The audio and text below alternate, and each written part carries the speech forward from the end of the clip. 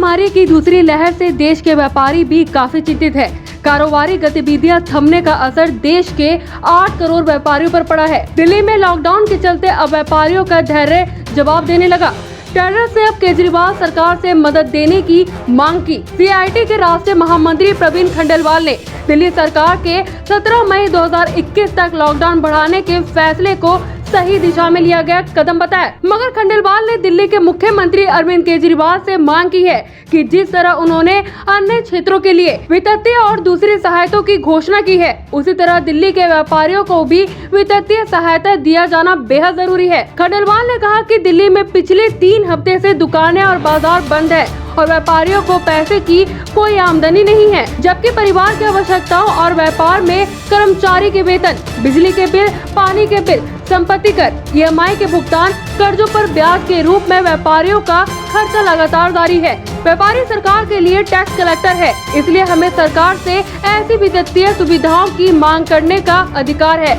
करदाताओं से पैसे लेकर उस पैसे को दूसरे लोगों को मुफ्त में देने या उसकी मदद करने के नाम पर खर्च नहीं किया जा सकता। लिहाजा व्यापारियों को भी उनके हक की वित्तीय सहायता आवश्यक मिलनी चाहिए। राज्य सरकारों ने कोविड की इस दूसरी लहर की रफ्तार को घटाने के लिए कर्फ्यू या लॉकडाउन जैसी पाबंदियां लगा दी हैं।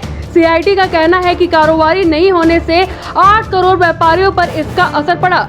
अप्रैल 2021 के दौरान कारोबारियों को 6,25,000 रुपए के व्यापार का नुकसान हुआ है। कैट का दावा है कि उनसे 8 करोड़ व्यापारियों की प्रतिनिधित्व करने वाली 40,000 से ज्यादा संगठनों से यह डाटा जुटाया गया।